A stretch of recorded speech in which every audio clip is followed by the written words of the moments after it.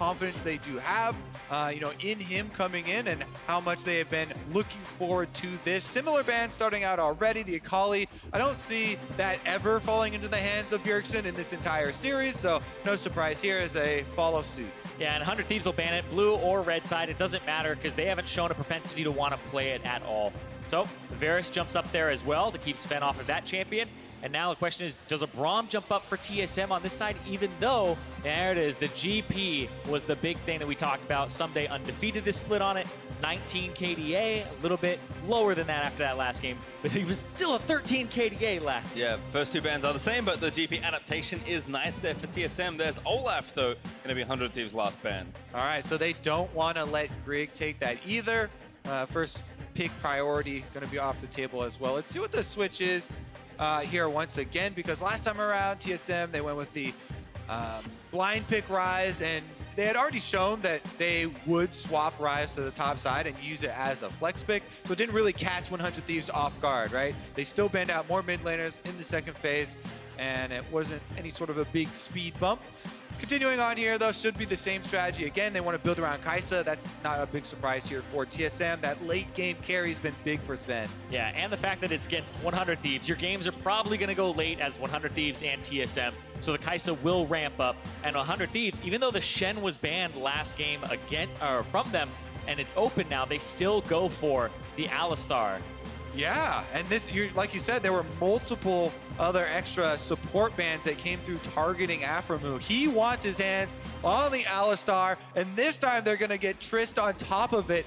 That is a kill lane that we have seen used so effectively. Alistar WQs in, Tristana rocket jumps on the target, right on their head, explode the explosive shot, and it's a huge amount of burst damage, even early on in the lane before you buy items. Yeah, because it got buffed at one point where it was, hey, the rocket jump's going to do more damage if you land on them, kind of incentivizing you to be aggressive, but it leaves the Braum up. That's something that was banned away last game against Aphromoo. So the pick of the litter, Mithy says, all right, it's time to pull that champion out. And alongside the Kaisa, Rageblade stacks up the Braum passive faster and gives you the 2 stacks. So all Braum has to do is apply it, and then if you have the stacked Rageblade, it's 2 shots instead of 3 to get the stun. Yeah, it doesn't seem like something nearly as defensive as, say, Gragas or Shen, so I like this change from Mithy. Also, suddenly Sion has appeared. That was a very quick rotation there for TSM, as they'll take that, presumably, for Hauntzer in the top lane.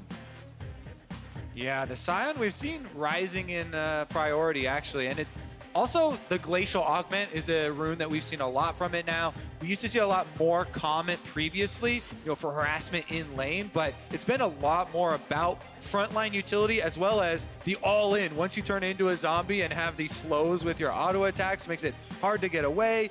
You can sustain longer as the zombie as well, being able to hit those people. So it does make kind of a difficult situation on the front line if you kind of have to work through a Sion and then work around to where his zombie's going to come up. And I believe one of the things that was buffed about Sion was how much HP he gets for actually killing minions, kind of de-incentivizing him for being a support and making it more incentive for him to actually be a laner.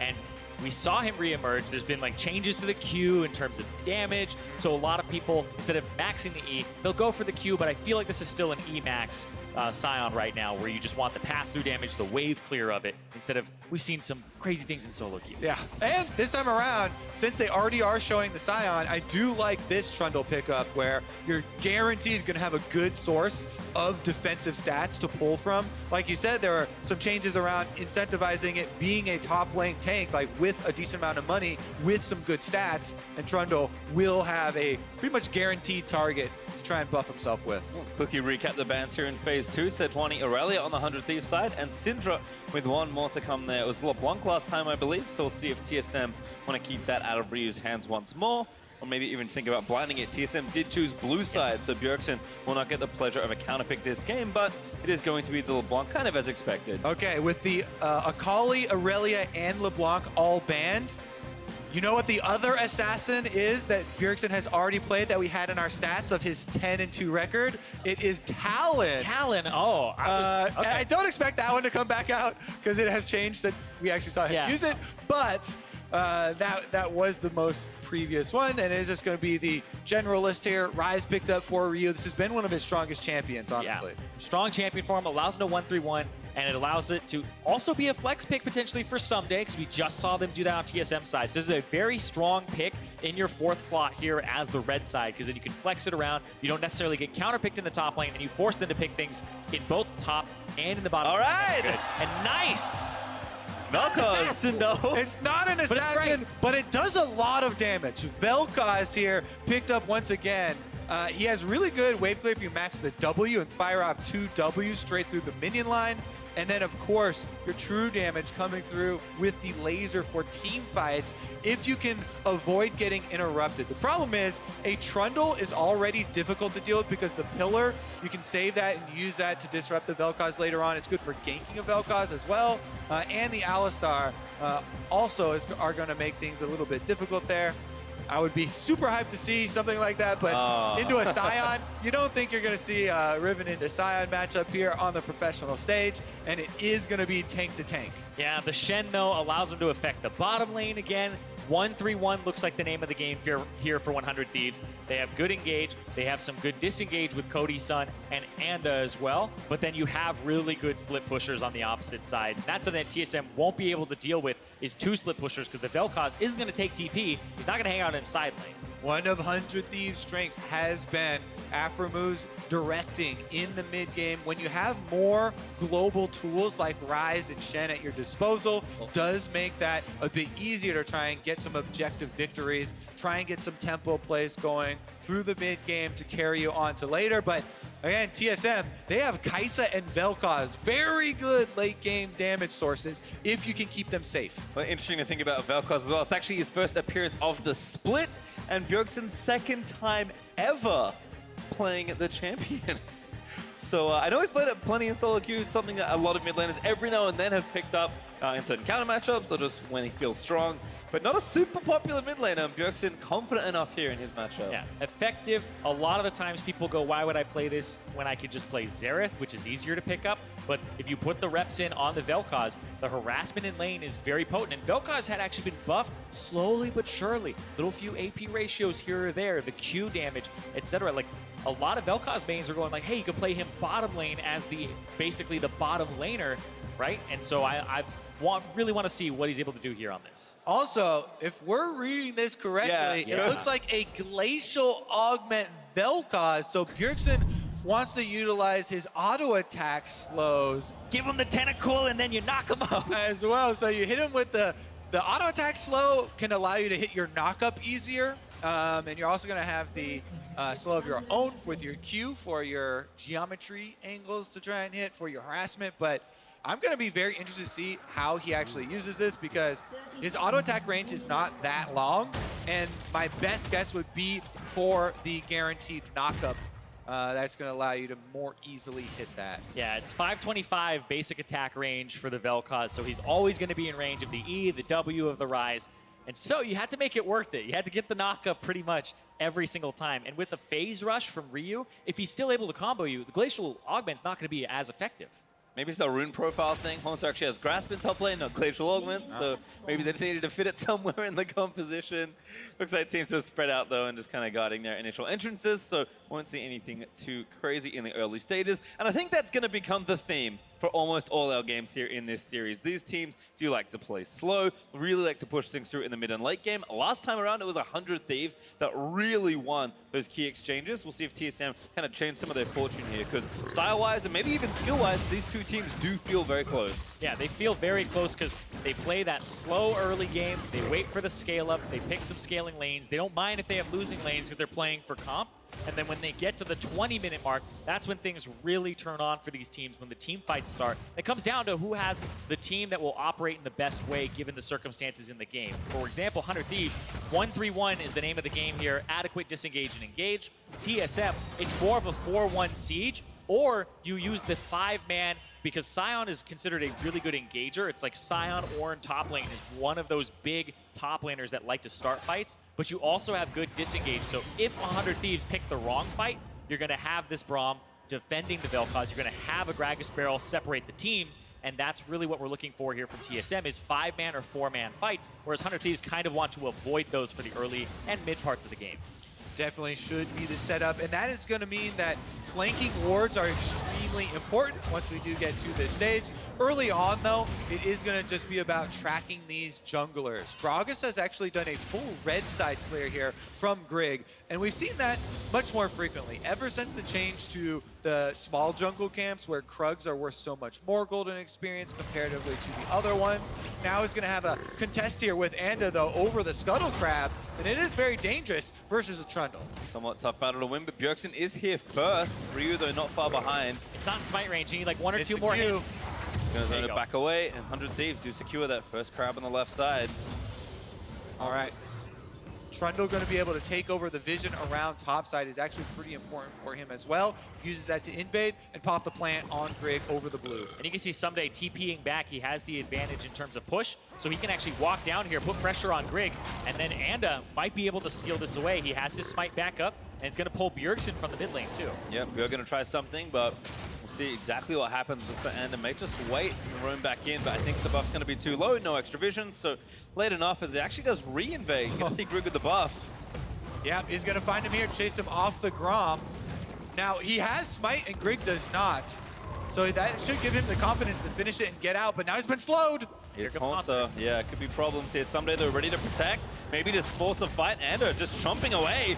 There's a good taunt, finds two. Ssumday gonna pull the sword through as well. Ryu now gonna chase away Bjergsen as Anda is forced to flash away. Ssumday still chasing down. Another taunt could really seal the first blood here. Onto Hauntzer, damage is good, but Bjergsen's run around. Now Bjergsen will be the target, gets rooted, forced to flash away. The knockup doesn't quite land onto Ssumday, who flashes out as well. There'll be some 3v3 jungle skirmishes early on in the game, and 100 Thieves are actually going to force TSM recalls here on both solo laners, so the teleports come out early. Yeah, but that's also Ssumday and Anda both using their flashes. Ssumday backs. He doesn't have teleport to get up there, and honestly, it's just a Gromp, man. It's just a Gromp. You can leave it at that point. It starts with a Gromp, Zirene. It It always does. starts with the Gromp. Meanwhile, though, Bjergsen in the mid lane also used both his summoners. So it's interesting to see here where the follow-up will be.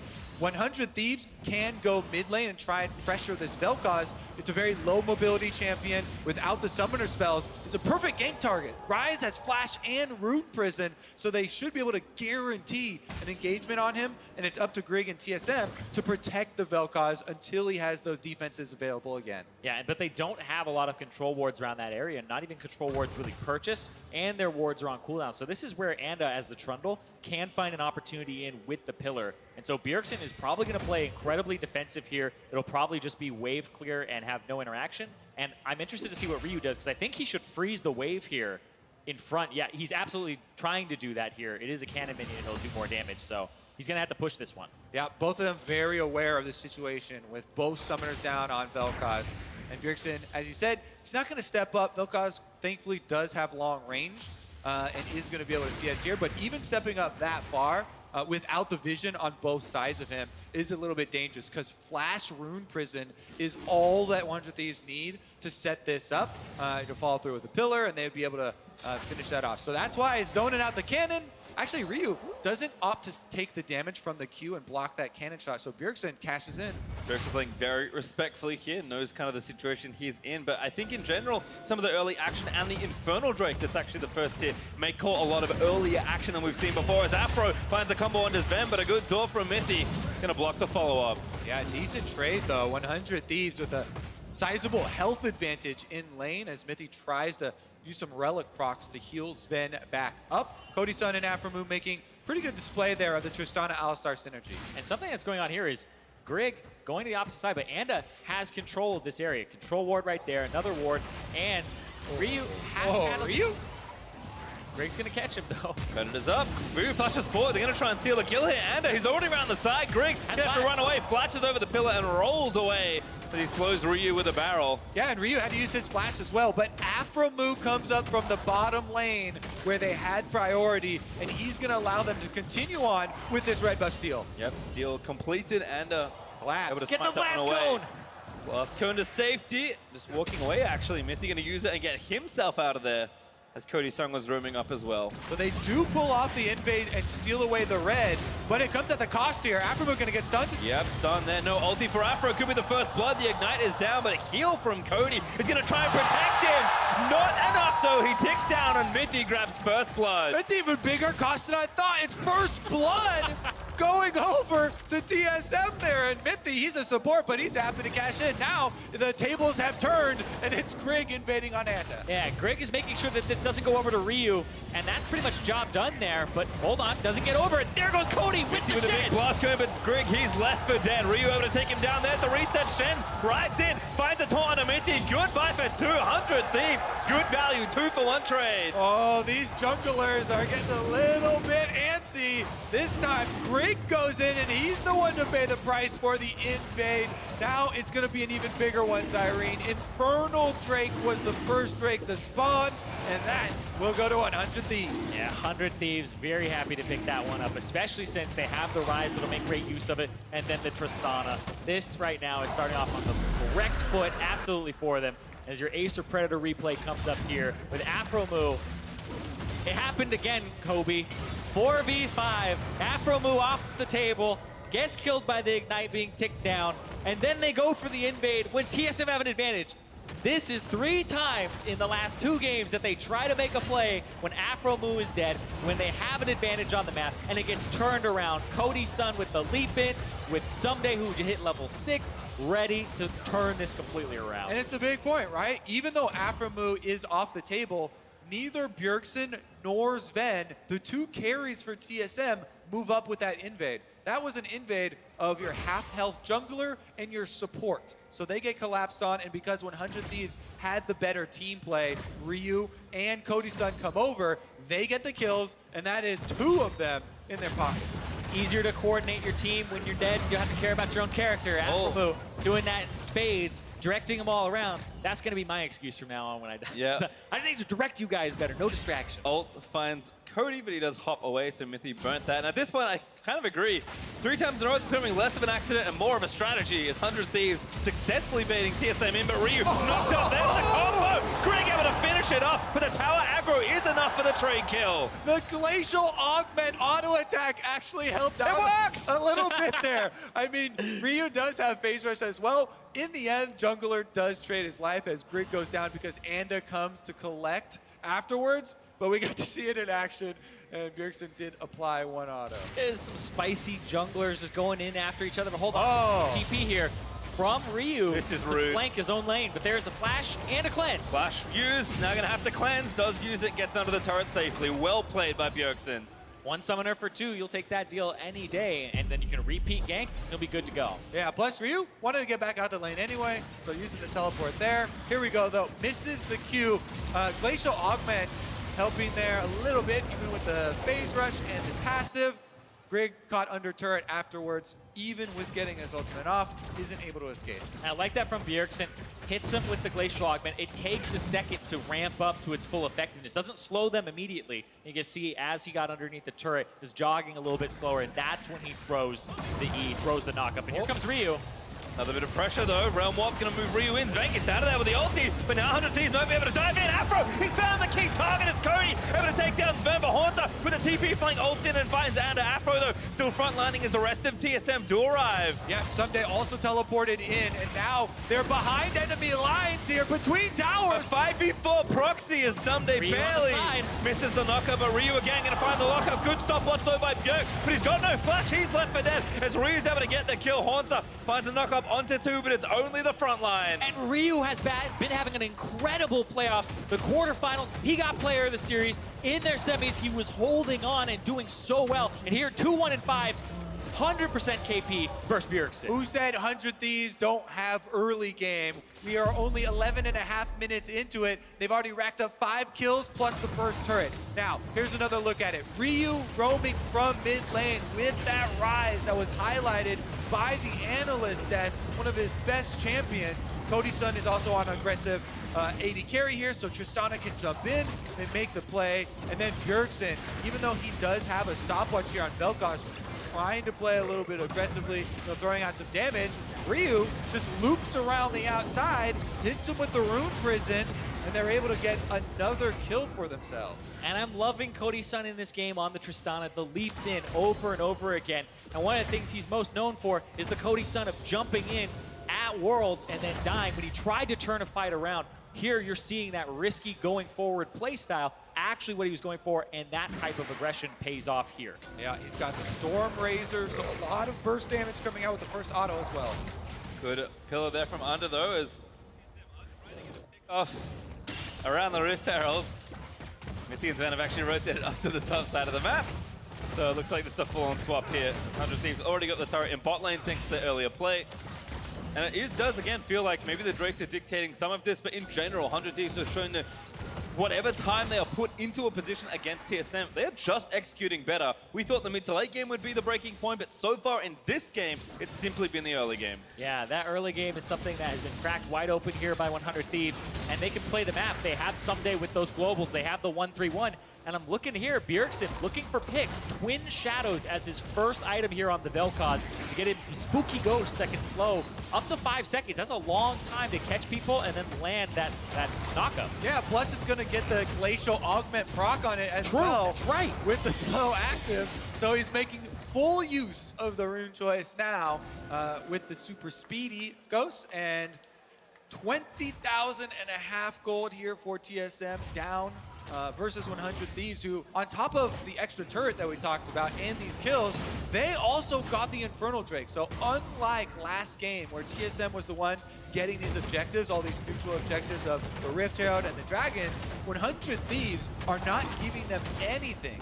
Yeah, getting this turret on the top side, 2 turrets for him. Now you just take Codey Sun on this Tristana, move him around the map, knock down those turrets, and start getting an advantage. The mid lane looks like what's going to be next here for TSM to have to defend. They got the Rift Herald, so it should be pretty easy pickings. His control ward does get spotted by Under. Codey Sun contributes to that one going down. Mountain Drake also up right now. So a lot of objectives for 100 Thieves to play for. And for a team that generally has done well when even, this is the kind of lead that should scare TSM given the current situation. All right, Rift Herald activated by 100 Thieves as well. Even though Predator was popped by Grig here, they're going to push down on this turret. Codey Sun moves up, and they get the charge off. Yep, but that's going to allow them to rotate down towards the Mountain Drake. Sven is on top side, just farming in the side lane, and he doesn't have teleport this time. He has the heal on the Kaisa to try and defend himself in this matchup and go 2v2.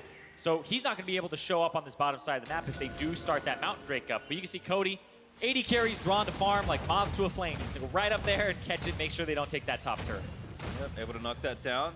100 Thieves maybe still playing for the Drake, but instead it's TSM that start off the second one and the first mountain in this game. Ssumday is going to see this. Taunts over the wall just to make sure he's safe, but TSM maybe here a little too quickly. Yeah, I mean, with Codey Sun in the top lane, it looks like TSM should be able to secure this one. And they should be able to get the Scuttle Crab afterwards for themselves, but Codey Sun is Tristana. So it's an 80 carry pushing on top lane. If that minion wave gets out of there quick enough, he could do a lot of damage. He doesn't want to risk it though, so it looks like he's going to recall in exchange here for the turret. Ssumday, nice taunt, Grig, yeah, forced to flash. Yeah, forced to flash out of there because he's not going to body slam at that point. Even used the ultimate, it didn't knock Ssumday away.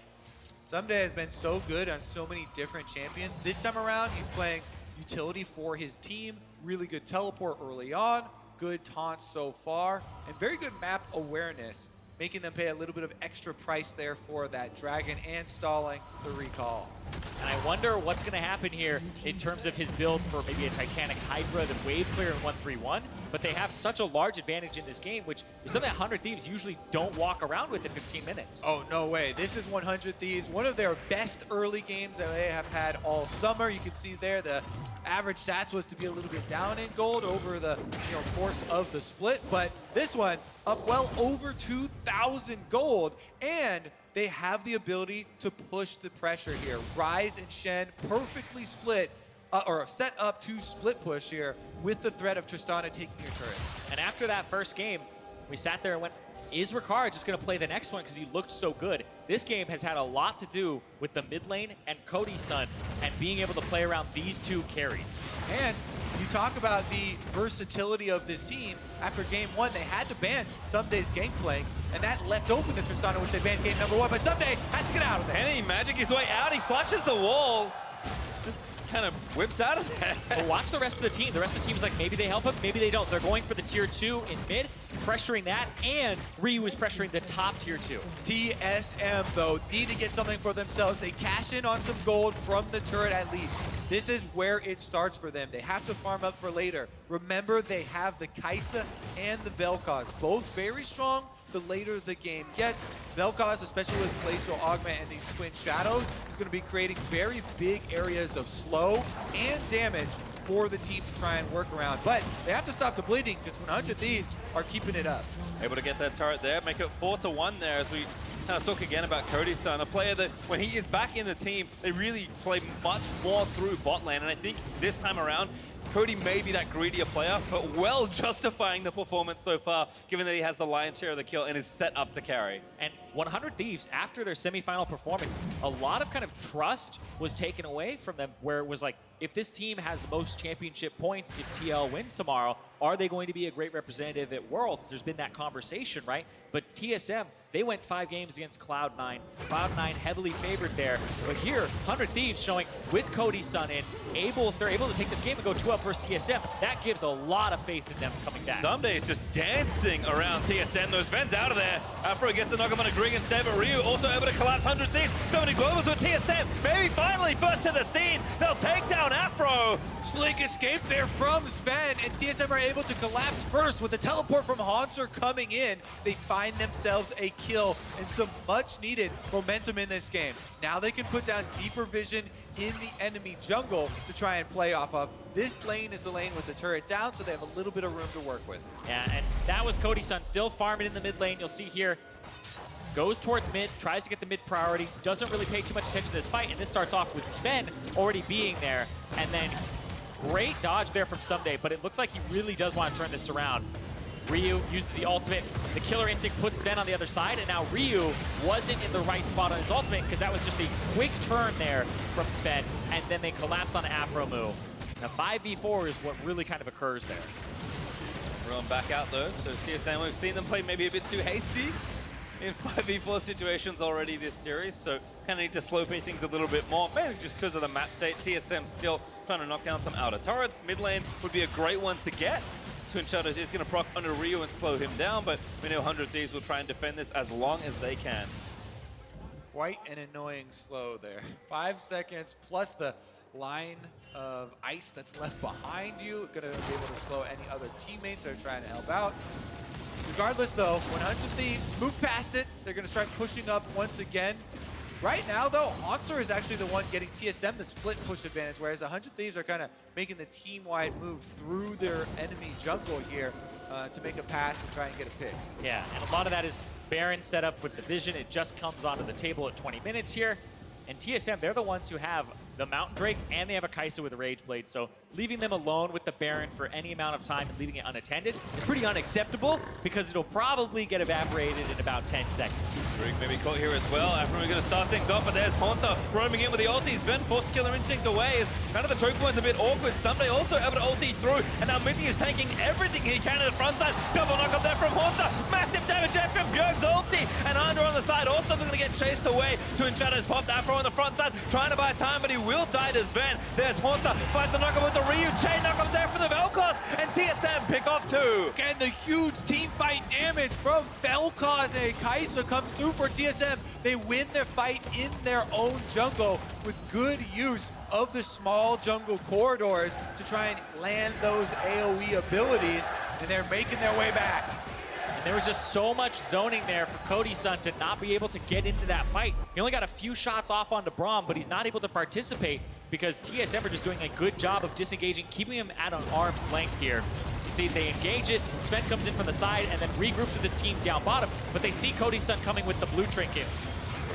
Has to hit mithy, and then can't walk forward here, and then has to back up to Sion, has to back up because of the Velkoz, and not able to contribute much here. Yeah, good use there by Bjergsen to try and split the team. They force the retreat. Then there's Grig's ultimate on Gragas, which knocks 2 of them back in, followed up by mithy's ultimate with Braum to lock them down. Oh my Bjergsen's got goodness. another one. so much damage there from this Velkoz, and that's with Twin Shudder and a GLP. Yeah, and even if Aphromoo had ultimate, the true damage is going to tick through. 0, 4, and 2 for the Spring Split MVP and the birthday boy. It's his birthday. Birthday felt great after game 1, feeling a little less exciting now that some of the early celebrations have perhaps finished. Grig, though, with the help of Mithy, is going to take down this Ocean Drake. TSM will get that one without too much trouble. And Bjergsen, slow duty. He's got Twin Shadows, GLP. Can't remember the last time I've seen The Thief GLP. champion. It's really just been like Aurelion Sol way back in the day. This is resurrecting some dead items that you almost never see in pro play. Well, plenty of true damage comes out from Velkoz for proccing those passive stacks. And he's going to be able to control the battlefield. Like we said, again, creates so much area of control for them. And it really does work with the rest of the team composition they've built. We highlighted Grig and Mithy's ultimates in the last one. They've utilized those pretty well to this point. Still, though, 100 Thieves retain the gold lead, and they have the scaling dragon with the Infernal Drake to try and fight these team fights. They also should have the split push advantage, keep Ryze and Shen splitting on the map so that when they do get into some confrontations, they should be able to get something in the side lanes out of it and try and kite back from TSM's team fight damage. I think we have to talk about Codey again, though. Earlier, it was like, okay, he's maybe more of a greedy player, but he is set up to succeed. But we saw in that last team fight, Codey wasn't able to contribute much. So if you're taking all the gold, getting the resources in the sidelines as we are seeing, and on a champion like Tristana, if Codey Sun is going to force his team to play around him, he needs to succeed in his team fights. And that can be tough. TSM are obviously set up well to zone him out of the fights, but 100 Thieves, that's how they're going to win. So they need to find a way to make it work. Hard for him to get around this Sion. Hauntzer now has a Warmox plus the Frozen Heart, and he's just going to try and be on the front lines, block out that damage from his longer range sources on his side, with Bjergsen firing overhead. You guys have to watch the engage when Hauntzer comes in.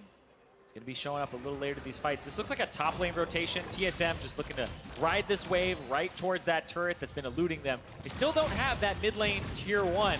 And that's what 100 Thieves have been using as a big crutch in this game, because it gives you a much further map push onto TSM's side, and that gives you more time to do what you want and get vision afterwards.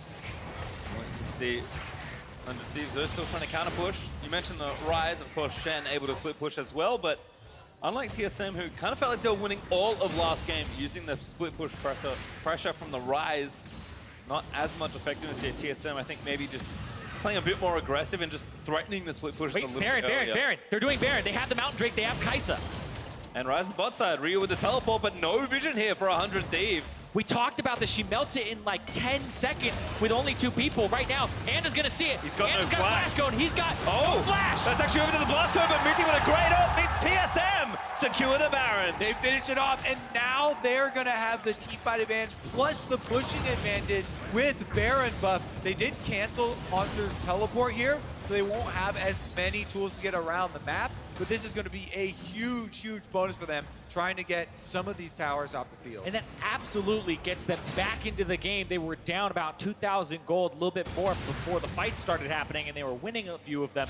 TSM now 100% back to even here, but with that Baron buff to help them knock down turrets and siege and survive, so this Kaisa and the Velkoz can scale up. Yeah, and we'll see how difficult it is for Codey Sun to get his damage off through a Braum Unbreakable, as well as all the zoning tools that we mentioned for TSM when they bring the siege up to the turret. Predator is actually activated already, and there is the augment. Yep, pop the Twin Shadows, so that's going to force Codey to jump away. Ryu also tagged by a W.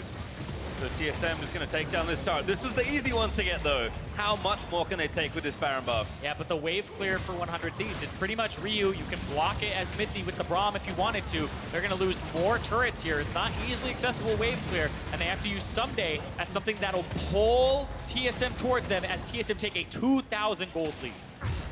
No teleport on anyone from TSM, so Ssumday with double global pressure is at least going to force someone to go down there. We'll see if TSM can continue in a side lane, though. At least Zven is going to move up towards the top lane and get that shoving.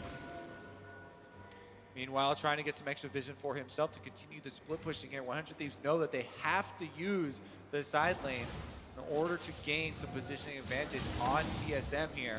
Because once they're stacked up, the big tanks in front line, it's so difficult to get back there and get some damage onto the right sources. They have to come up with some sort of flank or get a little bit creative here to surprise TSM. And TSM, Sven's going to start going for a defensive build. When you start getting to that third item, we used to see Death Cap for the Kaisa. It's kind of shifted more towards Zhonya's and Banshee's Veil, and even Mercurial Scimitar, because she does so much damage if she can stay alive. So you just focus on tools that can help you stay alive. So I assume it's the Banshee's Veil coming in here next for him, so that he can go ahead and avoid some things like the taunt or a taunt flash and make 100 Thieves have to work even harder to reach it. See, red buff going to go over to Zven as well, as TSM still with a minute left on Baron, and Velkoz Kaisa, especially with more of that AP-oriented build, is not a bad poke squad trying to siege up the turret. Still, Ssumday is being a thorn in their side, but TSM might just try something behind the turret and try and get more, as Ssumday is starting to pressure that tier 2. Yep, Ssumday continues to split push on the bottom side, trying to work away, but he's not going to do nearly as much work as 5 Baroned up members here of TSM that just bully ahead. Aphromoo finds Mithy. Ryu also following up, but the door goes up. Mithy's safe for now. Turret goes down, and that's killing it. Codey! Zven just killer instincts in. Now he's going to try and shred through the rest of the front line, and Ssumday, he had ult, but he didn't use it. Must have thought Codey was going to live. But the key carrier's down, and TSM, they're going to keep going. Yep, Nexus turret should be able. Oh, there they go! Big damage there. Bjergsen melts down Ryu. And now on the front side, that's Aphromoo caught again. TSM going to keep going. Nexus turret 1 in their eyes. They know they can end the game from this spot. And Ssumday forced to tank it up. He's going to be forced off. The Nexus turret will fall again, and TSM are going to tie it all up here versus 100 Thieves. The Nexus exposed, and TSM with 1 Baron buff will take down 100 Thieves to even this up. And that small little moment where 100 Thieves slacked off in the vision, TSM strike, get the Baron, and they take the game in 29 minutes. Team fight prowess. They win the team fight in the jungle. Kaisa getting multiple items, and the multiple slows here from the Velkoz. Bjergsen pulls it out after a very long hiatus, but that was a huge one for them to be able to even up this series. And the analysts predicted, everyone's thinking this was going to be a very close third place match. Looks like it is going to turn out to be that, as we are dead even here, guys. Both teams fighting for that momentum moving forward into the gauntlet for TSM, potentially for Worlds for 100 Thieves. You want to win this matchup as convincingly as possible, and now it's going back and forth, and we have a 1-1 here. But that was 100 Thieves in the lead, dropping the Baron control, which we had even talked about earlier. When there's a Mountain Drake and a Kaisa in the game, you absolutely cannot do that. Yep, vision. You always have to keep some side on that. When you're that late into the game and there's that much damage floating around, definitely I have to correct that in review quickly for the rest of this series. It's just mind-boggling almost. This feels like the team, at least in this matchup, that would almost never let that happen. And somehow they forgot their one weakness, which is the least likely thing to happen. And TSM just waltzed in, took the Baron, and said, oh, that was a lot easier than game 1.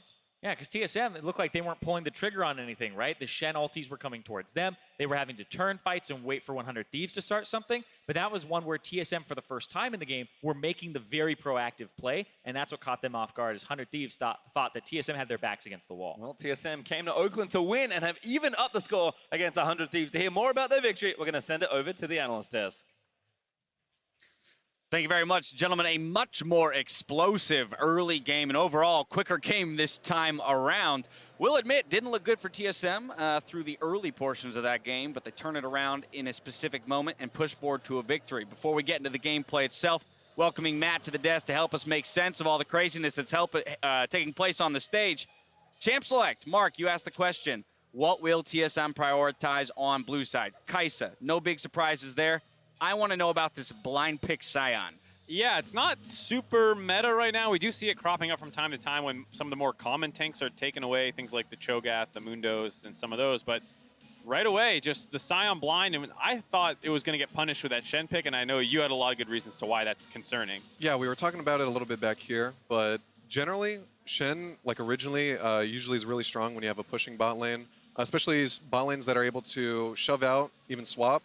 Because Shen, as a champion, you can always sort of guarantee an advantage because you'll always kind of burn the top laner TP, and you'll always have, you know, your Shen ult to come bot. So you'll basically guarantee 2 lanes of prio because you're either going to make them TP back to lane and you'll have your Shen ult, or you have a TP over them, you have a buy advantage, and you can get priority for yourself. So it's really advantageous. And Jad, with all those early skirmishes that we saw in this game, I think to some degree we saw the effectiveness of the Shen alongside a Tristana in turret-taking ability for an early lead developed by 100 Thieves. Yeah, and Matt kept saying during the game these are just a bunch of wet noodle fights because you'd watch TSM trying to collapse. You'd have this Sion who does 80 damage with a half-charge Q and this Velkoz just slapping people with Glacial Augment auto attacks because TSM 100% prioritized late game with this draft.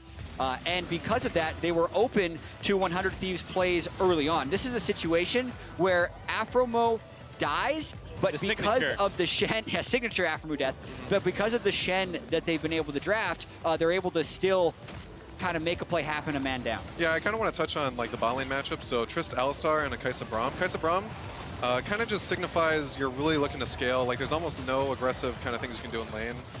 Maybe if you're hitting level 6, you can kind of look for an all-in, but it kind of just shows like TSM's playstyle. They really want to get to late game. They really want to scale up.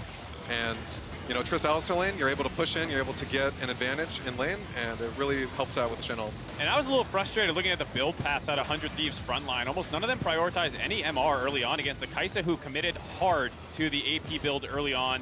It wasn't like sometimes you see people split away after a Stormrazor into AP. He just committed right away to a Ginsu's AP build. You also have a Velkoz, Gragas, and no one picked up a major MR item, I think, in the entire game. Other than Ryu, an Abyssal Mask, which doesn't even work with Ryze that well anymore since the range on it's 325, and you're not even amping any magic damage. So I thought the itemization was just horrible, as well as, like, you know, what we've been talking about, the vision control. Yeah, and a nice play by Grig there down the stretch to get the ultimate back so that Zven could ult in and kill Codey. Then they're able to kind of run through the motions. Also want to shout out the Glacial Augment Velkoz. Ryu was still slowed. Now he gets slowed again. That slow persists for 5 seconds. It makes it very easy to lock him down. It's not as much about the auto attacks as it is about the active items for that Velkoz build, but both of these games really swung on a Baron take for either team. This time TSM went for the 25-minute Baron, secured it. Last game, we got to see Ander run in with Olaf and steal it, and that's why I think we're at 1-1. Yeah, at 1-1 we are. I do think, of course, that this game being 10 minutes quicker than the previous one is somewhat telling, at least in the way that we positioned these teams to interact with each other before the top of the day. News just in, 100 Thieves swapping back to blue side. No subs. So they are going to hold on to Codey Sun in the roster, even though Ricard picked up the win and Codey Sun the loss. And Bjergsen on your screen was a big part of that win. Even though it's not like I'm going to go in, Velkoz still has a lot of kill threat and team fight presence. So the Zilean is much more utility focused. You can land some big double bombs. You still can make plays, but it's about your team being able to follow up. A lot of that was just like I double ulted 2 people at once in that top jungle fight, and that won my team the team fight. Like those are the kinds of things Bjergsen needs to have champions to be able to do because he is such a huge carry threat in that game. Yes, a sneaky Baron's great. If you can keep getting that in a series, great. I just don't think that's consistent enough, and the Bjergsen playmaking is much more important. Yeah, I would want to comment a little bit on the game, because like you said, the itemization, I feel like if they itemized correctly, they didn't give up the Baron, TSM would have had a really hard time finishing out that game, you know? They really needed a Baron to finish it out, and without the Baron, I really don't even know. TSM's really drafting for late game teamfight. I don't even know if they'd win the late game teamfight for that game. In-game decision-making, biting 100 Thieves there in giving TSM some room to breathe, but looking at the Velkoz pick for Bjergsen, I know we talked about assassins and whatnot. Okay, Velkoz isn't an assassin, but it can supply that damage. It has the ability to zero people out. Do 100 Thieves have enough tools in the book to deal with Bjergsen's kind of blossoming pool here? I mean, that is going to be something they have to answer. The worrying thing is that Ryu's one of the better Ryze. Okay, Ryze is one of the better picks for Ryu, and Bjergsen has a very good answer for that. So in that instance, I'd say no. I think you still can try and find ways to neutralize that. I still want to see the Malzahar. Like, that is one of the greatest neutralizing picks that they can bring. It's also good late game. So I think if that also fails, then I'll say they can't contain Bjergsen. I believe it's kind of pick your poison with Bjergsen. Like, you can try and limit a couple of the scariest threats, but he's going to find something. And I thought the Ryze pick was actually good, and I thought they were playing with it relatively well until the Baron give up. And then you're up against a Velkoz pushing you into turret and just shooting you consistently with slows and damage. So I thought the draft for 100 Thieves was largely fine. I just thought that they made a lot of bad in-game decisions. And while it may have been fine, I do think one other thing to kind of pinpoint here is, of course, the swap up in champion and style for Ssumday in the top lane. Going from that gangplank, yes, he still has a pick that has agency to affect the map, but by no means would you call Shen a greater carry champion than GP. And I think I'll be very curious to see how 100 Thieves continues to evolve in the series, because in their semifinal, they put him on progressively tankier and like less impactful champions. I don't know if they'll follow that same trend. Well, I would think, you know, specifically, there can be good times for him to be on a tank, and especially for that game with Shen, if you have a pushing bot lane, Shen will be a great pick. But, you know, if you can't guarantee that pushing lane, I would really prefer him to be on like a gangplank or a carry type champ. We can still see him on stuff like Gnar, right? Like, it really just depends on the goals. And what Matt has said already about the Baron being the fulcrum with which that game tipped is super true. I do feel like the Trist would have been great late game. They don't necessarily need to change everything. And that's why I think 100 Thieves was so relaxed in their player room, because yes, they did lose, but it's still a 1-1 series, and I think their team comp looked all right. Well, tied up 1-1 in this best of 5. Matt, I have some breaking news that I'm also going to be breaking to our viewers as we speak. You have been reportedly benched for the show match later today in favor of Tyler One, who is in the building today. Tyler One and Freak have a long-standing rivalry, as we have seen in the past. Are they on the same team? No, they're against each other, I believe, somehow. I don't know how that's happening. Well, They're on the same team? They're laning together is what I'm being told. Oh, so now they've got to overcome their differences in rivalry to push forward and take a victory. I have been also notified, though, that the meme team, essentially, the stream team, has an opening, a vacancy in the coaching position. So if you'd like to exact revenge against Tyler One and Freak, you can take up the mantle as coach there. They're very particular about getting their name right. Make sure you say Meme Dream Stream Team. Meme Team Dream Stream? Meme Stream Dream Team. Stream Team. All right, got it. There it is, ladies and gentlemen. Thank you, Matt, so much for joining us. Thank you to Solo, who was on just in the segment prior to this. Time for us to take a break. When we return, it's Game 3 of 100 Thieves versus TSM.